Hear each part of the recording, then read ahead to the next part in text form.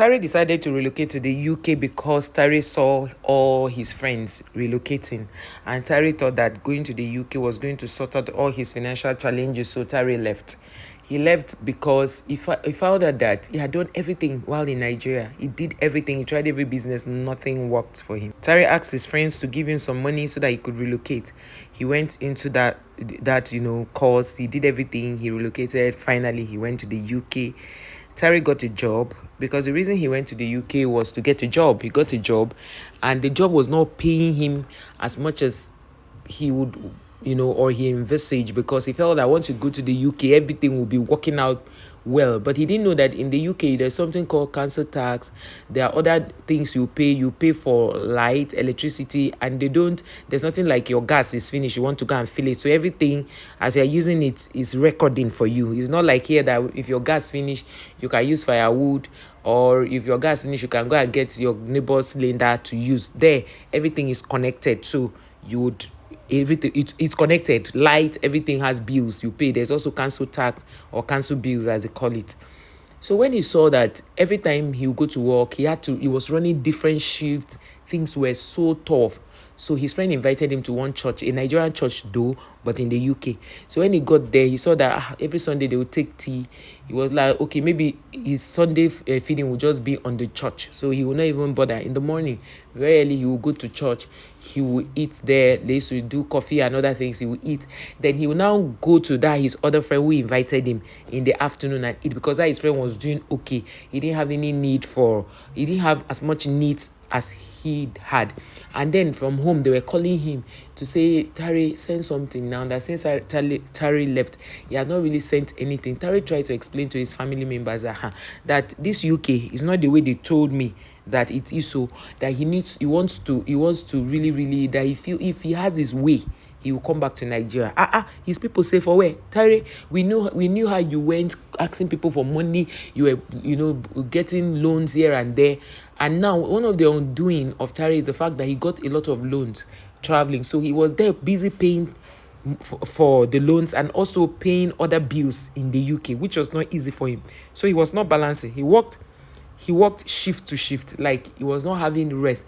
Every public holiday he will go to work. He never had any rest for himself. So one day his friend called him and asked him if he was okay, that he didn't see him in church the other Sunday. And he said the reason he didn't come to church was because he was very tired, that he had ran a night shift, like Saturday night, and came back around that Sunday morning. So he couldn't come out because he was really, really tired. So his friend jokingly told him, Terry, if you could stay at home without coming to church on a Sunday, when you know that you'll be missing out on food, a whole foodie like you. So the friend now made him laugh, and then Terry now opened up to his friend and told him that he's feeling like going back to Nigeria, that he's tired, that he cannot continue like this. He's working to only pay bills, that he feels tired, that right now his rent is due in 2 weeks and he doesn't even have the money to pay, because the home front is dragging him, and he is also trying to work to be able to pay. So his friend was now telling him, Terry, if you who is not married can be complaining like this, how do you want us that are married to complain? We are married and have children, so don't complain, calm down, everything will be fine. The government down home is not like it's going to improve anytime soon. Terry said that the way he's looking at the whole thing is like it's even better for him to go home and start farming. If they say, do you know the kind of shame and embarrassment you'll be going through? Terry said it's better he's in Nigeria, that at least in Nigeria, worst case scenario, he will pay for a year. That what he's paying here, he will pay for a year. That he just wants to gather small money. He's going back. So his friends now advised him. That his friend now told another member of the church, and they called him, they spoke to him, they encouraged him, they gave him some money, and also, so they now got a house very close to the church area that was very affordable, like not as expensive as where he was living before. So he worked. After his other rent was expired, he now went to stay in that place. It's a walking distance to his other job and then the church, so he won't be paying so much going to work. And that was how Terry started managing, but he couldn't really cope. His eating pattern changed because he felt that if coming here, the thing is, like I tell people, if you know that you cannot adjust your food, or a lot of culture shocks in the UK or any part of maybe going abroad, UK, US, Canada, just stay in Nigeria, because at the end of the day, you will not be able to be yourself. because if your food, if you cannot eat right or eat what you feel like eating, you definitely become irritated. So Tyree complained about everything. So when he got that house, it was okay, it was less, like he was paying 1,500 pounds in the other one, but in this other house he was now paying 1,000 pounds. And there was a huge difference, but he was tired of the whole environment, the way they structure, the way the place is structured. Every time you are look, either you're on a train or a bus, you are going this way, you're going that way. So his friend now told him that, Tyree, you need to find a way to do jobs that will give you time. He says, oh boy, how will I do it? That his job is very, very demanding, and of course the pay is good, but then the bills, by the time he pays all these bills, pay this one, pay that one, he's not able to really cope. So he went to a park and sat down and was trying to clear his head. He met one African, and when he got there, the African had just relocated from another country to UK. So he came on secondment, like his company sent him there. So he was just strolling, and then they got talking, asked him where he comes from. He says he's from Ghana.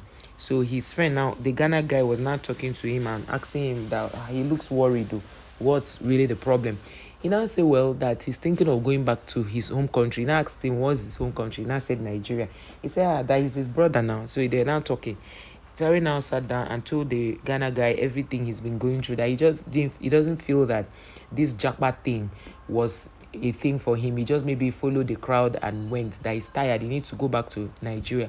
So the Ghana guy now told him that, don't you think going back to Africa is going to, maybe people will laugh at you or any other thing, that he has been in the country before his office sent him to UK for like 15 years, and he feels that sometimes he feels like going home, but he doesn't want to go home because he doesn't want people to laugh at him. So Terry now said, well, he would rather people laughed at him than him going through this kind of mental torture, because right now he feels that even the people, his office people, most of them are going down with depression and all, that he doesn't want to continue with this kind of job. So the guy now said, okay, no problem, that it's good for him to also, find what will give him peace. That's how Tyree now got another job in a factory where they produce biscuits. So his own duty is for him to count the biscuits as they are coming. They'll count it, put it into the cartons, cover everything, and now put it in the trolley. They'll take it to the shops. So that's what he was doing. He found out that was easy for him, but then again, the thought of how much he can make, since they're paying per hour, how much he can make to cover that shift, he felt he will be tired, but he will want to continue. So one day Tyree just slumped in his at his duty post. He slumped. So they decided, they brought emergency, took him to the hospital, and when they got to the hospital, they checked him and they saw that it was fatigue, like he was going through a lot mentally and all. So the doctor sat down, and he did a lot of counseling and telling him that he needs to take care of his health, that health is wealth and all that. Gave him all the counseling, they gave him what to do, the exercises to do, and the ones to avoid. That was how Tyree just woke up that from the hospital and called his mom and told the mom that he was coming back. The mom said, Tyree, you have just spent only 3 years in the UK and you want to come back. There are a lot of people that stayed in the UK for 5 years, 10 years before things became better for them. You are just 3 years and you're already complaining. Tyree told the mom that he has to come back, that he doesn't want to stay there. So he called one of his friends and told him that one has never been in support of Tyree even going back to Africa. He just told him, he said, oh boy, I need to go because the way it is now, I can no longer cope. He said, don't worry, when I get to Africa, there are things I will do to survive. I can't be here. So the friend sat down and was telling him, here the system works, things are doing. He said, yes, the system works, but you spend the whole time working and working, no rest. You work and work, no rest. So it's taking away your years. Let me go to a place where I can work and still have my time.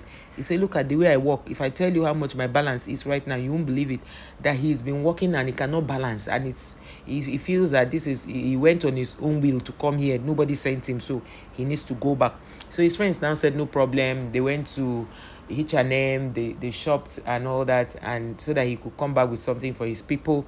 They had, sent in a letter to his office, and then everything happened. He came back to Nigeria, and his friends some of them were mocking him, and some other ones were, trying to, form friends with him.